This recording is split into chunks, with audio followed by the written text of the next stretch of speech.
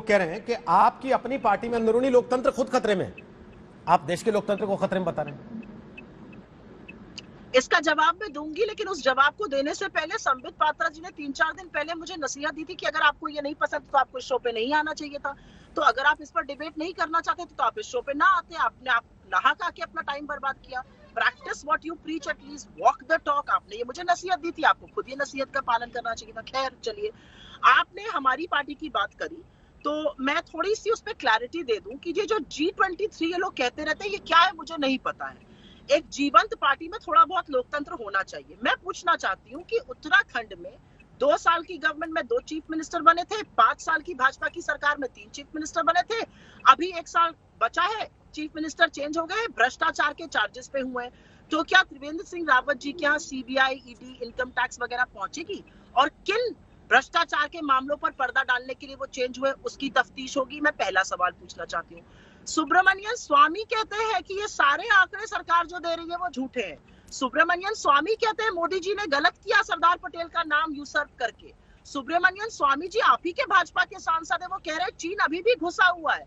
वो लगातार कह रहे हैं कि आपकी विफलताएं इतनी ज्यादा है कि इकोनॉमी का भट्टा बिठा दिया, तो वो तो आप ही के सांसद हैं। इसके बारे में भी बात कर ले। आपके 105 यूपी के विधायकों ने योगी जी के खिलाफ चिट्ठी लिखी थी, उसको लेकर मौर्य जी घूम रहे थे। तो ये इंटरनल पार्टी डेमोक्रेसी आपकी कि उनको चुप करके बंद करा दिया गया। आपके यहाँ मध्य प्रदेश में जो खेमे हैं, ये मुझसे ज्यादा आप जानते हैं नरोत्तम मिश्रा जी के। आपके राजस्थान में जो जितने खेमे हैं, चाहे वसुंधरा जी का हो, चाहे गजेंद्र सिंह शेखावत जी का हो, जितने भी खेमे हैं वो मुझसे बेहतर आप जानते हैं। तो इंटरनल पार्टी डेमोक्रेसी एक चीज है और इंटरनल पार्टी हिटलरिज्म एक चीज है। हो सकता है आपके यहाँ वो चलता हो, आप उसको नजरअंदाज करना चाहते हो, मुझे नहीं पता। आपने क्योंकि एक अभिनेत्री का नाम लिया, आप लोगों की चहेती है वो, उन्होंने किसान को कहा था सारे के सारे किसान जो प्रदर्शन कर रहे हैं वो आतंकवादी हैं। ये शब्द थे उनके, they are all bloody terrorist. आप उनके खिलाफ केस क्यों नहीं करते? क्या आपको लगता है कि जो सारे किसान प्रदर्शन कर रहे हैं वो आतंकवादी हैं? ये मैं जरूर जानना चाहती हूँ। क्या आपका ये स्टैंड है? आपके लोगों ने भी कहा वो नक्सलवादी है, फलाना है। आपकी पार्टी ने भी कई बातें कही। क्या आप कंगना रनावत की इस बात से सहमत है? और अगर सहमत नहीं है तो इस देश के किसानों को जो आतंकवादी बुला रहा है उसके खिलाफ क्यों नहीं आप एक्शन लेते? वो कहते हैं they are all bloody terrorist, ये उनके शब्द थे। मैं एक चीज और कहना चाहती हूँ, सवाल तो हम पूछेंगे ही ना। भारत सरकार में मंत्री है जयशंकर जी, तो उनसे सवाल पूछने में कौन सी बड़ी बात है? कोई एहसान थोड़ी हम पर आप कर रहे हैं कि आप हमसे आके यहाँ डिबेट कर रहे हैं या एंकर आपसे सवाल पूछ रहा है। अगर लोकतंत्र चुनी हुई सरकारों को गिराना है लगातार, चाहे अरुणाचल हो, मणिपुर हो, नागालैंड हो, मध्य प्रदेश हो, गोवा हो, कर्नाटक हो, चुनी हुई सरकारों की खरीद फरोख्त करना अगर आपको लगता है लोकतंत्र है, और यहाँ बैठकर आप लोग कहते हैं ये तो होगा, बचा लो, और इसको आप चाणक्य नीति कहते हैं, जबकि ये क्लियर हॉर्स ट्रेडिंग का मामला है, दमन का मामला है, तो ये लोकतंत्र आपके हिसाब से होगा। हमारे हिसाब से ये लोकतंत्र की हत्या है, दिन दहाड़े लोकतंत्र का दमन है। एक मिनट और, किसानों के खिलाफ NIA लगाना लोकतंत्र है? किसानों को 50 लाख का नोटिस भेज देना लोकतंत्र है?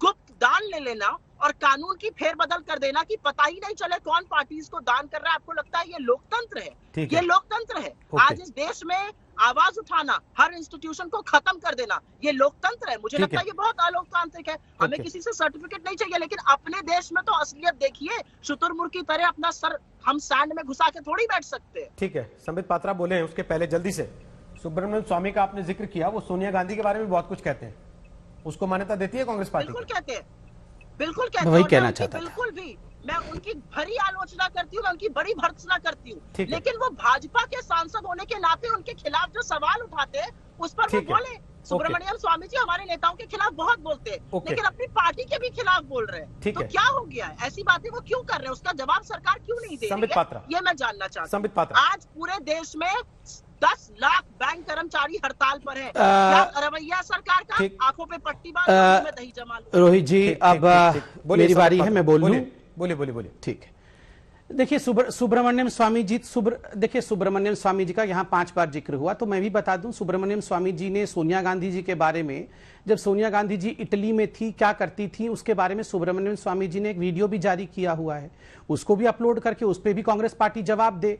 और सोनिया गांधी और राहुल गांधी जी को नेशनल हेराल्ड में कोर्ट में भी घसीट के लेके गए हैं, उस पर भी जवाब दीजिए। बहरहाल इन्होंने कहा उत्तराखंड में 2-2 CM बदल गए, इस कारण से देश में लोकतंत्र समाप्त हो गया। मुझे तो समझ में नहीं आ रहा है, सीएम बदलने से लोकतंत्र कैसे समाप्त हो गया? ये तो एक ओपन प्रोसेस है, अच्छी बात है, लोकतंत्र में सीएम बदल गए तो इसमें लोकतंत्र कैसे समाप्त हो गया? तीसरी बात इन्होंने कहा किसान के खिलाफ एनआईए लग गया। 26 जनवरी में, मैं आज स्पष्ट कर दूं, 26 जनवरी में जिन लोगों ने लाल किले में जाके हुड़दंग किया, जिन लोगों ने लाल किले में जाके तिरंगे के साथ असम्मान किया, वो लोग किसान नहीं थे। हम उन्हें किसान नहीं मानते हैं और हमारा स्पष्ट मानना है उनके खिलाफ सख्त से सख्त कार्यवाही होनी चाहिए। और हां, उनके खिलाफ अगर एनआईए भी लगे तो एनआईए भी लगना चाहिए और उनके खिलाफ जो भी कड़ी कार्यवाही देश कर सके करना चाहिए। कांग्रेस उनके समर्थन में खड़ा होना चाहती है, बिल्कुल खड़ी हो। देखिए, यहां पर बार बार एक बात समझ लीजिए, आपने कहा कि एक कंगना रनावत ने किसी को टेररिस्ट कह दिया, कोर्ट में केस करिए ना, आप घर तोड़वा देंगे, आप हरामखोर बोलेंगे किसी महिला को। सबसे बड़ी बात है, आपको समझना होगा, यह डिबेट कांग्रेस और बीजेपी का नहीं है। देखिए, ये कुछ ऐसी संस्थाएं हैं बाहर, देश के बाहर, जो अपना एनजीओ हिंदुस्तान में चलाती थी। अब एफआरसीए को हिंदुस्तान की सरकार ने अमेंड किया है, यहां पर उनका धंधा पानी बंद किया है, तो स्वाभाविक रूप से वो परेशान है। ये सारे एनजीओ चाहते थे कि आर्टिकल 370 बरकरार रहे। ये सारे, ये जो कॉटेज इंडस्ट्री ऑफ पीस चलाते थे पाकिस्तान के साथ, ये सारा चाहते थे कि इनकी दुकान चलती रहे इस कॉटेज इंडस्ट्री के माध्यम से। आज इनका ये कॉटेज इंडस्ट्री बंद हो गया है, तो स्वाभाविक है ये चाहते हैं कि आर्टिकल 370 फिर से बहाल हो। देखिए, इसकी लड़ाई आपको समझनी होगी। अभी इतना बड़ा पंचायत का चुनाव जम्मू कश्मीर में कराया, पूरा विश्व में देखा, पहली बार इतिहास में हुआ कि पंचायत के जो सबसे लोएस्ट लेवल का चुनाव होता है वो सक्सेसफुली हिंदुस्तान ने कराया। पूरे विश्व ने इसका जो स्वागत किया है। कुछ संस्थाएं हैं, पाकिस्तान को ये अच्छा नहीं लगता है, चीन को ये अच्छा नहीं लगता है, वो तो ये रिपोर्ट देंगी ही, मगर हमारे देश में बैठे विपक्ष के लोगों को भी कुछ ऐसे लोग हैं जिनको ये अच्छा नहीं लगता है, वो भी इसके ऊपर टिप्पणी कर रहे हैं। वो चाहते हैं आर्टिकल 370 बहाल हो।